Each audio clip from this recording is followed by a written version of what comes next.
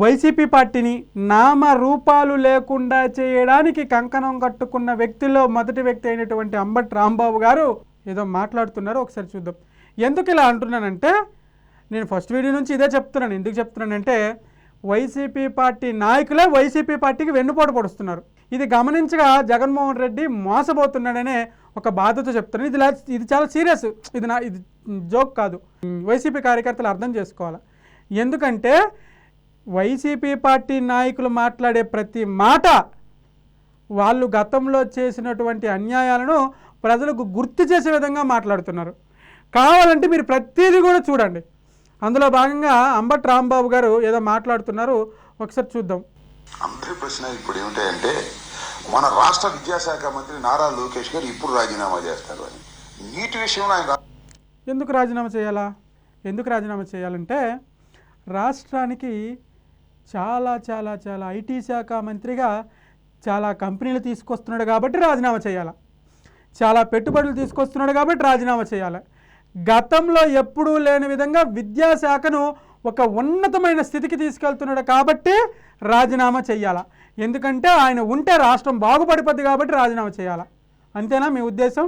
ఏదో కష్టపడుతున్నాడు కదా. నిజంగా అంబటి రాంబాబు గారు, సార్ మీకు అడుగుతున్నా సార్, మీ గుండెల మీద చేసుకొని చెప్పండి. ఆయన పనిచేస్తలేడా? రాష్ట్రం కోసం పనిచేస్తలేడా? కంపెనీలు తెస్తలేడా? పెట్టుబడులు తెస్తలేడా? విద్యాశాఖను అభివృద్ధి చేస్తలేడా? నిజంగా చెప్పండి, నిజం ఒప్పుకోండి. మీ గుండెల మీద చేసుకొని చెప్పండి. ఎందుకు సార్ ఇవన్నీ? ఎందుకు పనికి వచ్చిన మాటలు? రాజీనామా చేశాడు. డిఎస్సి కూడా అంతే ఘోరమైనటువంటి అంశంగా జరిగింది. ఇక్కడ అంతకన్నా ఘోరంగా జరిగిందని కూడా చెప్పచ్చు. ఎందుకంటే పాపం ఉపాధ్యాయులు కావాలని ఎంతో శ్రమపడి చదువుకుని ఉంటారు. పోలవరం ప్రాజెక్టు ఎప్పటికీ పూర్తవుతుందంటే అది ఒక తెలియనటువంటి, ఒక అంతు చెక్కనటువంటి, ఒక ఏమంటారు, భూమి మీద ఎక్కడా లేనటువంటి ఒక పెద్ద సమస్య. దాని గురించి నాకు కూడా పెద్దగా తెలియట్లేదు. ఒక చాలా పెద్ద పని అది. దాని గురించి అవగాహన కూడా ఎవరికి ఉండదు అనే విధంగా మీరు మాట్లాడారే. అప్పుడు మీరు ఎందుకు రాజీనామా చేయలేదు? మీరు దానికి అసమర్థులని మీరే ఒప్పుకున్నారు కదా. మీకు ఒక విలేకరు ఏమని అడిగారు, సార్ పోలవరం ప్రాజెక్టు గురించి చెప్పండి సార్, ఏంటి సార్ ఇది, ఎన్ని రోజులు సార్ ఇంకా అని అడిగితే, అది అంతు చెక్కినటువంటి విషయం, అది ఇంకా డీప్గా వెళ్ళాలి, అది నాకు కూడా తెలియదు అన్నారు. అంటే నేను ఆ మినిస్ట్రీకి సరైన వాడిని కాదు అన్నప్పుడు ఎందుకు రాజీనామా చేయలేదు చెప్పండి. మీ నోటితో మీరే ఒప్పుకున్నారు. అప్పుడు ఎందుకు రాజీనామా చేయలేదు? సమాధానం ఉండదు. అందరి ప్రశ్న ఇప్పుడు ఏమిటంటే, మన రాష్ట్ర విద్యాశాఖ మంత్రి నారా లోకేష్ గారు ఇప్పుడు రాజీనామా చేస్తారు అని. నీటి విషయంలో ఆయన రాజీనామా అంటే పాపం ఉపాధ్యాయులు కావాలని ఎంతో శ్రమపడి చదువుకుని ఉంటారు. వాళ్ళ కుటుంబాలు ఆశతో ఉంటాయి. అలా ఉపాధ్యాయులు కావాలనుకున్న వాళ్ళందరినీ మోసం చేసేది తనకు కావాల్సిన వాళ్ళకి ఇచ్చేసుకున్నారు. ఎక్కడ ఇవ్వాల?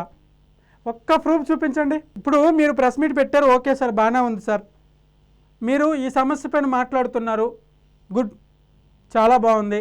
కానీ సరైన పద్ధతి ఏంటి? ఇదిగో డిఎస్సిలో ఈ అన్యాయాలు జరిగాయి, డిఎస్సిలో ఈ అక్రమ నియామకాలు జరిగాయి, వీళ్ళకి అక్రమంగా ఇచ్చేశారు అని ప్రూఫ్స్ పెట్టి, ప్రూఫ్స్ మీడియాకు చూపించి మాట్లాడాలి కదా. ఏం లేవు. మైక్ ఇట్లా కుర్చీ మీద కూర్చొని ఎదురుగా కెమెరా పెట్టుకొని మాట్లాడిస్తే అయిపోతుందా? జనాలు మనల్ని నమ్మే పరిస్థితి ఉందా? పోనీ అది లేదు. జనాలు నమ్మే పరిస్థితి లేదు, మన దగ్గర ప్రూఫ్స్ లేవు. ఏదో బట్ట కాల్చి మీద ఇట్లా ఇసిరేస్తే అయిపోతుందా చెప్పండి? గతంలో మీరు నిజాయితీగా చెప్పండి సార్, గతంలో ఎప్పుడైనా గవర్నమెంట్ స్కూల్లో చదివినటువంటి పిల్లల మార్కులను, పిల్లల ఫోటోలను మీ సొంత పేపర్ అయినటువంటి, మీ జగన్మోహన్ రెడ్డి గారిని సొంత పేపర్ అయినటువంటి సాక్షి పేపర్లో ఏనాడైనా వాళ్ళ ఫోటోలు కానీ వాళ్ళ మార్కులు కానీ వేశారా? దీనికి సమాధానం చెప్పండి మీరు. ఫస్ట్ కూటమి ప్రభుత్వం అధికారంలోకి వచ్చిన తర్వాత, నారా లోకేష్ గారి విద్యాశాఖ మంత్రి అయిన తర్వాత, ప్రైవేట్ స్కూళ్ళలో చదివినటువంటి పిల్లల మార్కులు, వాళ్ళ ఫోటోలు ఏ విధంగా పేపర్లో పడతాయో అంతకంటే పెద్ద ఫొటోసు, అంతకంటే పెద్ద స్థాయిలో మొత్తం మెయిన్ ఎడిషన్ మొత్తం గవర్నమెంట్ స్కూల్లో చదువుకున్నటువంటి పిల్లల ఫోటోలు, పిల్లల మార్కులు వేశాడు. ఇది అసలైన మార్పు. దీనివల్ల గవర్నమెంట్ స్కూల్లో చదివే ప్రతి పిల్లాడికి ఒక ఉత్సాహం కలుగుతుంది. మన హయాంలో చేశామా? చేయలే. ఇందుకే నారా లోకేష్ గారు రాజీనామా చేయాలి. అంతేనా? అందరి ప్రశ్న సింగ్ ఎంప్లాయీకి ఫస్ట్ ర్యాంక్ వచ్చింది కాకుండా మభ్య పెట్టి అతను పక్కన ఎట్లేసే కార్యక్రమం చేస్తే అతను మళ్ళా ఇదే ఏం లేదు ఇక్కడ. నారా లోకేష్ గారు రాజీనామా చేయాలి. డిఎస్సిలో అక్రమాలు జరిగిపోయినాయి. ఎక్కడ అక్రమాలు జరగల, ఎక్కడ అన్యాయం జరగల. అర్థమైందా? మీ దగ్గర ప్రూఫ్స్ ఉంటే ప్రూఫ్స్ పెట్టి మాట్లాడాలా, లేకపోతే పని చేస్తున్న సపోర్ట్ చేయాలా, ఎంకరేజ్ చేయాలా. అది వదిలేసి ఏదో జగన్మోహన్ రెడ్డి గారు చెప్పారు కదా ఏదో ఒకటి మాట్లాడేద్దాం, ఏదో ఒకటి ఇట్లా ఇసిరేద్దామంటే ఇది కరెక్ట్ కాదు సార్ నా అభిప్రాయం అయితే. ఎందుకంటే ఈరోజు వైఎస్ఆర్సీపీ పార్టీని కానీ, జగన్మోహన్ రెడ్డి గారిని కానీ, అంబటి రాంబాబు గారిని కానీ, కొడాల నాని గారిని కానీ, మాజీ మంత్రి రోజా గారిని కానీ, విడుదల రజనీ గారిని కానీ, బోరిగడ్డ అనిల్ లాంటి ఈ వీళ్ళందరినీ తీసుకెళ్ళి ప్రజల ముందు నిలబడితే మీ పరిస్థితి చాలా ఘోరంగా ఉంటుంది. ఎంత ఘోరంగా ఉంటుందంటే మీరు కూడా ఊహించలేనంత ఘోరంగా ఉంటుంది. అది మీకు తెలియక ఏది పడితే అదే మాట్లాడుతున్నారు. ఈ విషయం జగన్మోహన్ రెడ్డి గారికి అసలే తెలియట్లా. జగన్మోహన్ రెడ్డి గారి దగ్గరికి వెళ్ళి చెప్పేటోడు ఎవడూ లేడు. మీరు చుట్టూ క్వార్టర్గా అయిపోయి ఇష్టం వచ్చినట్టు మాట్లాడుతున్నారు. ఇక మిమ్మల్ని ఎవ్వరూ బాగు చేయలేరు. మీకు మీరే బాగు చేసుకోవాలి. ఆ బాగు చేసుకునే మైండ్ సెట్ మీకు లేదు. అర్థమైందా? నారా లోకేష్ గారు రాజీనామా చెయ్యాలి అని ఆంధ్రప్రదేశ్లో ఉన్నటువంటి ఏ విద్యార్థి కోరుకోవట్లేదు. విద్యాశాఖ మంత్రిగా ఆంధ్రప్రదేశ్లో ఉద్యోగం చేస్తున్నటువంటి ఏ ఉద్యోగి కూడా కోరుకోవట్లేదు. ఆంధ్రప్రదేశ్లో ప్రైవేట్ సెక్టర్లో పనిచేస్తున్నటువంటి ఏ ఉద్యోగి కూడా కోరుకోవట్లేదు యాజ్ ఏ ఐటీ శాఖ మంత్రిగా. ఇది క్లారిటీ బల్లగుద్ది చెప్పగలం. మీరు బల్లగుద్ది చెప్పగలరా?